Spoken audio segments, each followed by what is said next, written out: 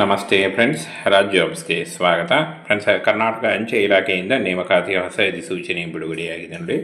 Both male and female, ಪುರುಷ ಮತ್ತು ಮಹಿಳಾ ಅಭ್ಯರ್ಥಿಗಳು ಇಬ್ಬರು ಅರ್ಜಿಗಳನ್ನು ಸಲ್ಲಿಸಬಹುದಾಗಿರುತ್ತೆ. ಸಂಪೂರ್ಣವಾಗಿ ಕಾಯಂ ಉದ್ಯೋಗಗಳು, ಹಾಗೆ ಈ ಒಂದು ಹುದ್ದೆಗಳು ಸರ್ಕಾರಿ ಉದ್ಯೋಗಗಳಾಗಿರ್ತವೆ. ಬೆಂಗಳೂರಿನಿಂದ ಒಂದು ನೋಟಿಫಿಕೇಷನ್ ಬಿಡುಗಡೆಯಾಗಿದೆ ನೋಡಿ. ಕರ್ನಾಟಕ ರಾಜ್ಯ ಸರ್ಕಾರಿ ಉದ್ಯೋಗಗಳಾಗಿರ್ತವೆ. ಇನ್ನು ಫ್ರೆಂಡ್ಸ್, ಈ ಒಂದು ಹುದ್ದೆಗಳಿಗೆ ಅರ್ಜಿ ಸಲ್ಲಿಸಲಿಕ್ಕೆ 9/6/2025ರಿಂದ 2/7/2025 ನೀವು ಅರ್ಜಿಗಳನ್ನು ಸಲ್ಲಿಸಬಹುದಾಗಿರುತ್ತೆ ನೋಡಿ. ಈ ಒಂದು ಹುದ್ದೆಗಳು ಸಂಪೂರ್ಣವಾಗಿ ಕಾಯಂ ಉದ್ಯೋಗಗಳಾಗಿರ್ತವೆ.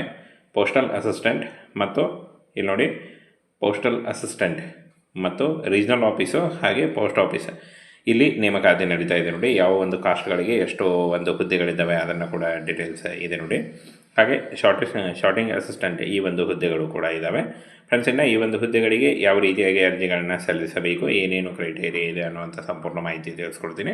ಹಾಗೆ ಒಂದು ನೋಟಿಫಿಕೇಷನ್ ಬೇಕಾದಲ್ಲಿ ನಮ್ಮ ಟೆಲಿಗ್ರಾಮ್ ಚಾನಲ್ ಇರುತ್ತೆ ನೋಡಿ, ಅಲ್ಲಿ ಹೋಗಿ ನೀವು ಡೌನ್ಲೋಡ್ ಮಾಡಿಕೊಂಡು ಇನ್ನೂ ಹೆಚ್ಚಿನ ಮಾಹಿತಿಯನ್ನು ತಿಳ್ಕೊಳ್ಬೋದು. ಕರ್ನಾಟಕ ಅಂಚೆ ಇಲಾಖೆಯಿಂದ ನೇಮಕಾತಿಯಾಗಿರುತ್ತೆ.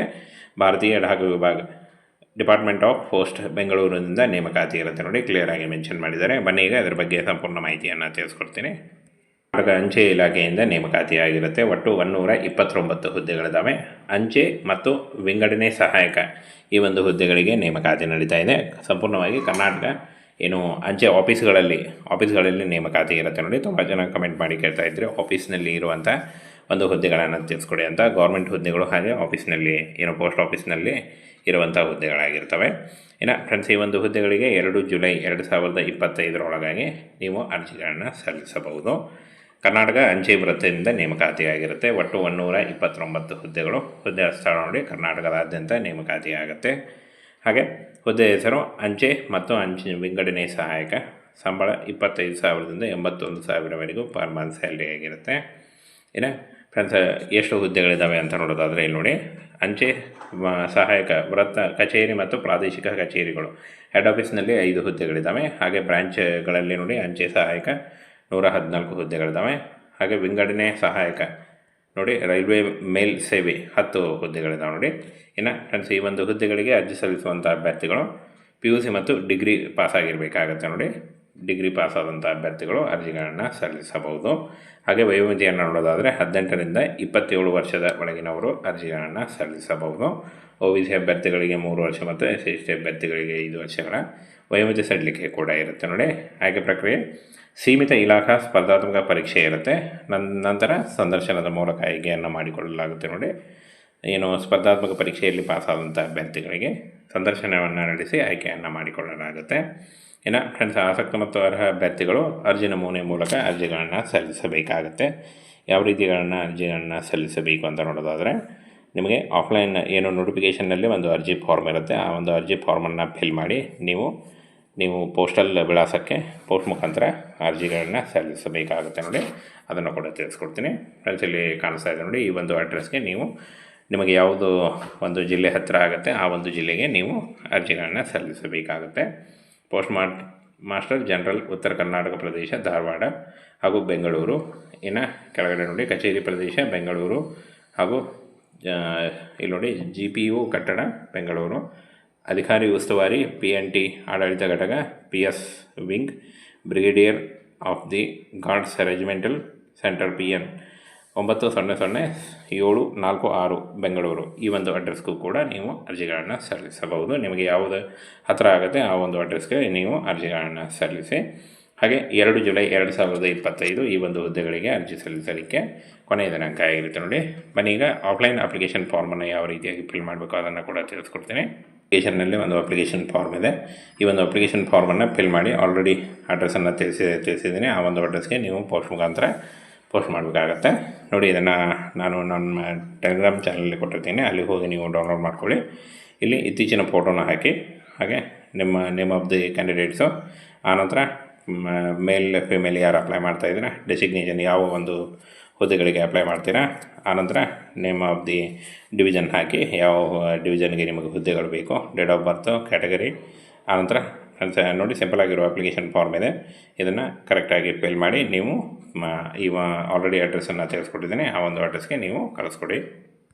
ಫ್ರೆಂಡ್ಸ್, ಕರ್ನಾಟಕ ಅಂಚೆ ಇಲಾಖೆಯಿಂದ ನೇಮಕಾತಿಯ ಹೊಸ ಅಧಿಸೂಚನೆ ಬಿಡುಗಡೆಯಾಗಿದೆ ನೋಡಿ. ಬೋತ್ ಮೇಲ್ ಆ್ಯಂಡ್ ಫೀಮೇಲ್, ಪುರುಷ ಮತ್ತು ಮಹಿಳಾ ಅಭ್ಯರ್ಥಿಗಳು ಇಬ್ಬರು ಅರ್ಜಿಗಳನ್ನು ಸಲ್ಲಿಸಬಹುದಾಗಿರುತ್ತೆ. ಸಂಪೂರ್ಣವಾಗಿ ಕಾಯಂ ಉದ್ಯೋಗಗಳು. ಹಾಗೆ ಈ ಒಂದು ಹುದ್ದೆಗಳು ಸರ್ಕಾರಿ ಉದ್ಯೋಗಗಳಾಗಿರ್ತವೆ. ಬೆಂಗಳೂರಿನಿಂದ ಒಂದು ನೋಟಿಫಿಕೇಷನ್ ಬಿಡುಗಡೆಯಾಗಿದೆ ನೋಡಿ. ಕರ್ನಾಟಕ ರಾಜ್ಯ ಸರ್ಕಾರಿ ಉದ್ಯೋಗಗಳಾಗಿರ್ತವೆ. ಇನ್ನು ಫ್ರೆಂಡ್ಸ್, ಈ ಒಂದು ಹುದ್ದೆಗಳಿಗೆ ಅರ್ಜಿ ಸಲ್ಲಿಸಲಿಕ್ಕೆ 9/6/2025ರಿಂದ 2/7/2025ರವರೆಗೆ ನೀವು ಅರ್ಜಿಗಳನ್ನು ಸಲ್ಲಿಸಬಹುದಾಗಿರುತ್ತೆ ನೋಡಿ. ಈ ಒಂದು ಹುದ್ದೆಗಳು ಸಂಪೂರ್ಣವಾಗಿ ಕಾಯಂ ಉದ್ಯೋಗಗಳಾಗಿರ್ತವೆ.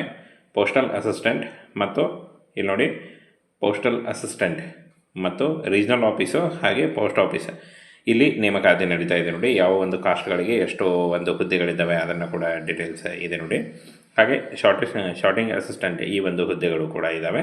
ಫ್ರೆಂಡ್ಸ್, ಇನ್ನು ಈ ಒಂದು ಹುದ್ದೆಗಳಿಗೆ ಯಾವ ರೀತಿಯಾಗಿ ಅರ್ಜಿಗಳನ್ನು ಸಲ್ಲಿಸಬೇಕು, ಏನೇನು ಕ್ರೈಟೇರಿಯಾ ಇದೆ ಅನ್ನುವಂಥ ಸಂಪೂರ್ಣ ಮಾಹಿತಿ ತಿಳಿಸ್ಕೊಡ್ತೀನಿ. ಹಾಗೆ ಒಂದು ನೋಟಿಫಿಕೇಷನ್ ಬೇಕಾದಲ್ಲಿ ನಮ್ಮ ಟೆಲಿಗ್ರಾಮ್ ಚಾನಲ್ ಇರುತ್ತೆ ನೋಡಿ, ಅಲ್ಲಿ ಹೋಗಿ ನೀವು ಡೌನ್ಲೋಡ್ ಮಾಡಿಕೊಂಡು ಇನ್ನೂ ಹೆಚ್ಚಿನ ಮಾಹಿತಿಯನ್ನು ತಿಳ್ಕೊಳ್ಬೋದು. ಕರ್ನಾಟಕ ಏನು ಅಂಚೆ ಇಲಾಖೆಯಿಂದ ನೇಮಕಾತಿಯಾಗಿರುತ್ತೆ.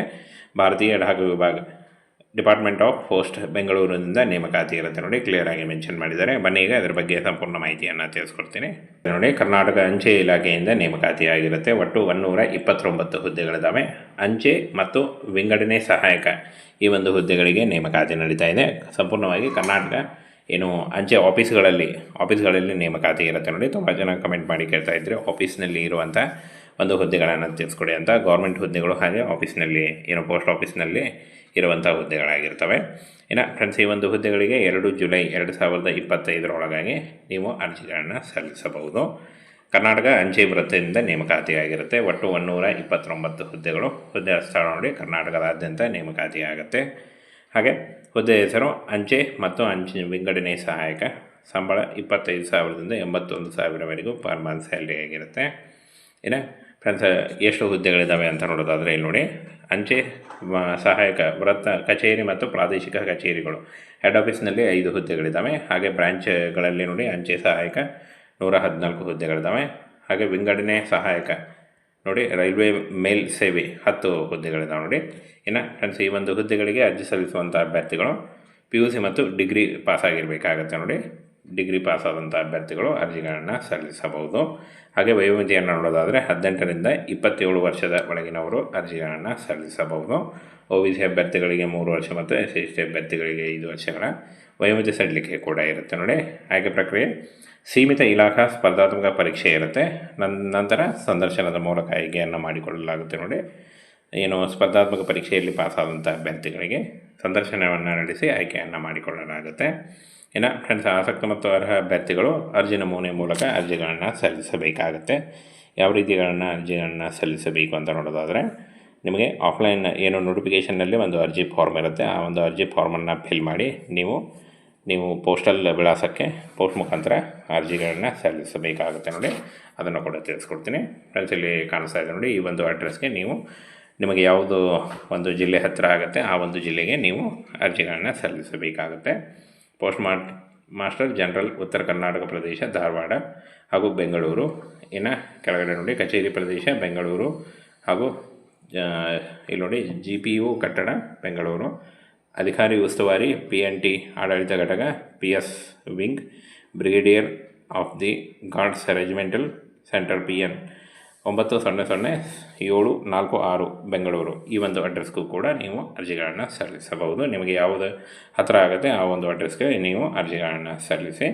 ಹಾಗೆ 2 ಜುಲೈ 2025 ಈ ಒಂದು ಹುದ್ದೆಗಳಿಗೆ ಅರ್ಜಿ ಸಲ್ಲಿಸಲಿಕ್ಕೆ ಕೊನೆಯ ದಿನಾಂಕ ಆಗಿರುತ್ತೆ ನೋಡಿ. ಬನ್ನಿ ಈಗ ಆಫ್ಲೈನ್ ಅಪ್ಲಿಕೇಶನ್ ಫಾರ್ಮನ್ನು ಯಾವ ರೀತಿಯಾಗಿ ಫಿಲ್ ಮಾಡಬೇಕು ಅದನ್ನು ಕೂಡ ತಿಳಿಸ್ಕೊಡ್ತೀನಿ.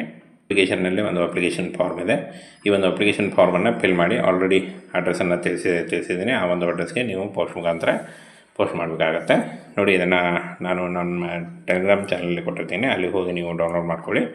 ಇಲ್ಲಿ ಇತ್ತೀಚಿನ ಫೋಟೋನ ಹಾಕಿ, ಹಾಗೆ ನಿಮ್ಮ ನೇಮ್ ಆಫ್ ದಿ ಕ್ಯಾಂಡಿಡೇಟ್ಸು, ಆನಂತರ ಮೇಲ್ ಫಿಮೇಲ್ ಯಾರು ಅಪ್ಲೈ ಮಾಡ್ತಾಯಿದ್ದೀರಾ, ಡೆಸಿಗ್ನೇಷನ್ ಯಾವ ಒಂದು ಹುದ್ದೆಗಳಿಗೆ ಅಪ್ಲೈ ಮಾಡ್ತೀರಾ, ಆನಂತರ ನೇಮ್ ಆಫ್ ದಿ ಡಿವಿಷನ್ ಹಾಕಿ ಯಾವ ಡಿವಿಷನ್ಗೆ ನಿಮಗೆ ಹುದ್ದೆಗಳು ಬೇಕು, ಡೇಟ್ ಆಫ್ ಬರ್ತು, ಕ್ಯಾಟಗರಿ, ಆನಂತರ ನೋಡಿ ಸಿಂಪಲ್ ಆಗಿರೋ ಅಪ್ಲಿಕೇಶನ್ ಫಾರ್ಮ್ ಇದೆ.